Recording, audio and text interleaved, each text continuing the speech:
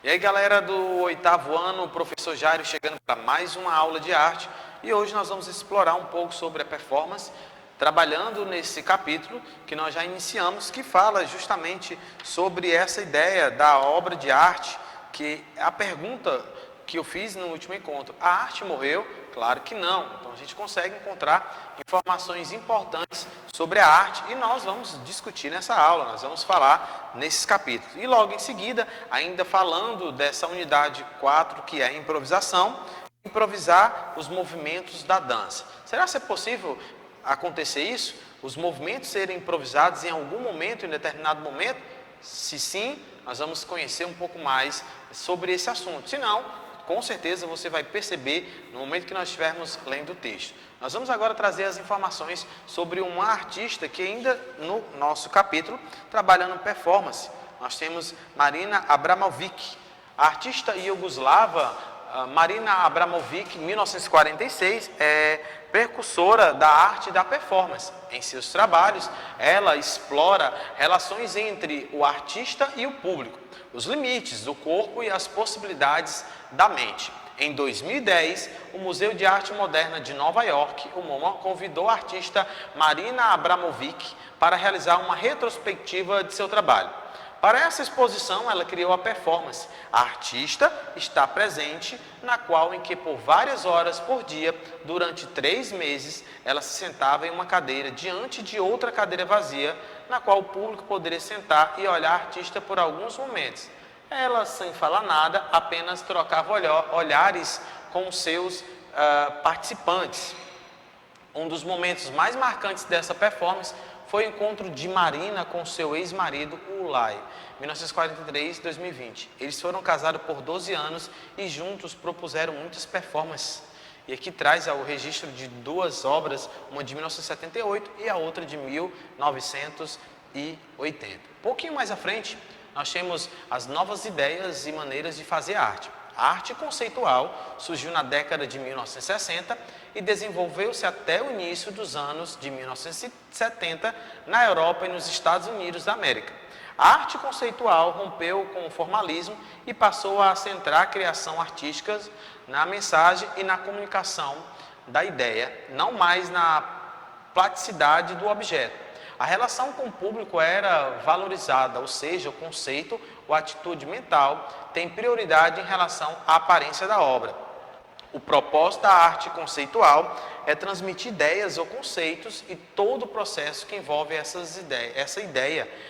E o mais importante, ou seja, é o mais importante, mesmo que a obra cause estranhamento ao público. Então você tem aí que o propósito da arte conceitual é transmitir ideias ou conceitos, tá? Então você tem aqui que esse propósito é transmitir isso. E todo o processo que envolve essa ideia, ele é o mais importante, mesmo que a obra cause um estranhamento ao público. Então, essa arte conceitual ela vai transmitir ideias, né? Ideias e conceitos. Então, nós temos justamente falando sobre isso, essa obra aqui de Marcel Duchamp, tá? A obra Roda também foi outra obra que você vai conseguir lembrar. Aqui nós temos 2 obras. A primeira nós temos essa obra que é a fonte dele também, de 1917, e no texto tem a obra Roda de Bicicleta, de 1913, foi o primeiro Readmodel de Duchamp. Essa obra questionava o que a arte buscava causar estranhamento e incômodo ao público. Em 1917, Duchamp propôs a obra fonte, que é justamente essa, que é considerada a fundadora da arte contemporânea. O artista utilizou um urinol de parede e assinou a peça como sendo Jerry Muth. Henry Flint foi quem utilizou o termo arte conceitual pela primeira vez em 1961 em um de seus textos sobre atividades de grupo, Fluxo. O artista defende que os conceitos são mais importantes do que a execução da obra, que tem menor relevância, até pode ser realizada por outra pessoa, que tem habilidade técnica específica. Vamos um pouco para frente, nós vamos trazer o nosso relacionando conceito baseado, a arte morreu, então vamos lá. Temos informações importantes nesse relacionando conceito. Acaso na arte. O acaso na arte fez surgir um novo conceito de arte. Como? Então vamos lá. What happens? Primeiro,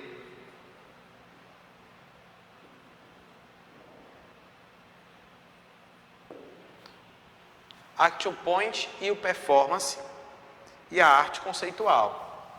Vamos lá, arte. Arte conceitual. Que estão ligados ao expressionismo abstrato. Então vamos aqui.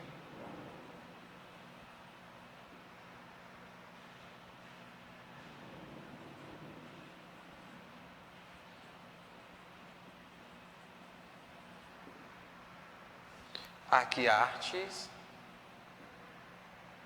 visuais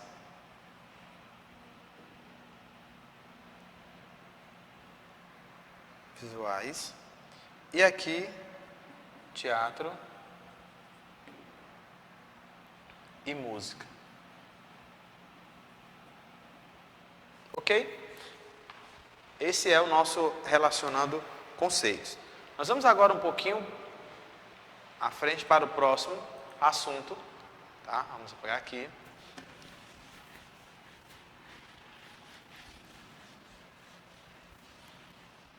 Imagem bonita, na unidade 4, improvisação, e tem justamente aí uma dança, né? Uma moça está se expressando através da dança. O que nós vamos ver nesse capítulo? Vamos lá, nesse capítulo, o que nós vamos conseguir entender e conhecer. Liberdade para criar, improvisação livre ou dirigida, a improvisação em diversos gêneros de dança. Improvisar ou os movimentos na dança. Na dança também podemos improvisar. Isto acontece quando não seguimos uma orientação, ou roteiro, ou uma coreografia. Estamos improvisando quando resolvemos inventar passos diferentes, dança casual, ou algo que é espontâneo. Você já dançou alguma vez de forma espontânea, por exemplo, em uma festa ou em um show? E em alguma apresentação de dança? Existe diferença entre esses tipos de dança? Liberdade para criar. Na arte, a improvisação ocorre como parte de um processo de criação ou como resultado do processo de criação. A improvisação é efêmera, visto que o improviso só existe quando ele acontece. Na dança, a improvisação pode fazer parte do processo de criação. Ela pode acontecer no período de tentativas e experimentações de passos, por exemplo, nesse momento o artista está no seu processo de criação artística. E o improviso ou o acaso podem contribuir para essa criação. Percebam que o capítulo, a unidade 4, diz o tema improvisação. E o capítulo 4, improvisar os movimentos na dança. Bom, na dança a improvisação pode fazer parte desse processo de criação. É interessante que eu e você possamos compreender sobre isso. Além do processo de criação, o improviso pode ser uma finalidade. Por exemplo, quando um dançarino se propõe a criar uma coreografia no momento da apresentação. Essa coreografia só existirá no momento em que o dançarino realizar, ou seja, ela será efêmera.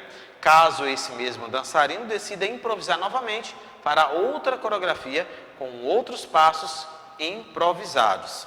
A improvisação ganhou destaque com a dança moderna de Isadora Duncan, 1877-1927. Em uma postura transgressora e revolucionária para a época, ela rompeu com os movimentos rígidos do balé e criou uma forma de dança baseada na improvisação. Então percebam que a improvisação ela está presente já há um bom tempo e ela surge justamente com Isadora Duncan, tá? Ao determinar o espaço no qual a dança será realizada, a música e o figurino devem ser adequados ao local para que ocorra a improvisação. A improvisação pode acontecer de forma dependente, ou seja, quando não se improvisa sozinho e o grupo precisa estar integrado. Há também a improvisação livre, que ocorre quando em uma dança os executantes realizam os movimentos que quiserem, como quantas vezes quiserem, sem obedecer a regra específica. Uma improvisação também pode ser dirigida. Nesse caso, é quando o diretor direciona o limite à livre criação de movimentos.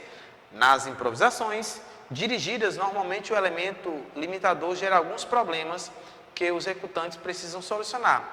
Uma improvisação dirigida pode ser individual, em pares, trios, pequenos, grupos ou até com todos os participantes. E aqui você tem uma belíssima imagem, tá?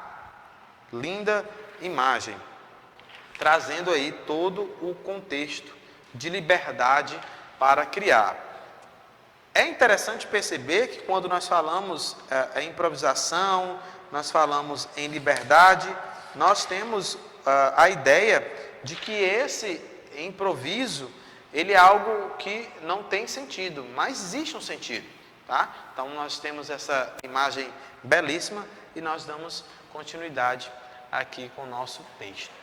Dentro do RA você vai ter algumas informações sobre algumas danças que são importantes, que são históricas, tá? Então você vai conseguir compreender sobre esses assuntos e nos próximos nós vamos estar falando sobre a improvisação em diversos gêneros de dança, tá? Algumas formas de dança seguem coreografias rigorosamente, enquanto outras são mais abertas à improvisação. Então, no próximo encontro, nós vamos estar falando sobre o frevo, né, como patrimônio brasileiro aí da arte, da dança. Espero que você tenha compreendido um pouco sobre a improvisação. Nesse texto, trouxe para vocês algo importante, que muitas vezes a improvisação ela é livre e em alguns momentos ela tem uma direção, ou seja, os dançarinos ou os bailarinos, eles têm a liberdade de criar em cena, mas existe alguém que vai estar ali trazendo para eles uma direção, né? Alguém que vai orientar para que aquelas apresentações de fato elas aconteçam dentro de um limite. Em casa você pode dançar, você pode improvisar, convide seus pais, irmãos e solte o som e dance de uma forma que seja improvisada. Isso faz bem para a saúde e, claro, para a nossa alma. Vou ficando por aqui, até a nossa próxima aula.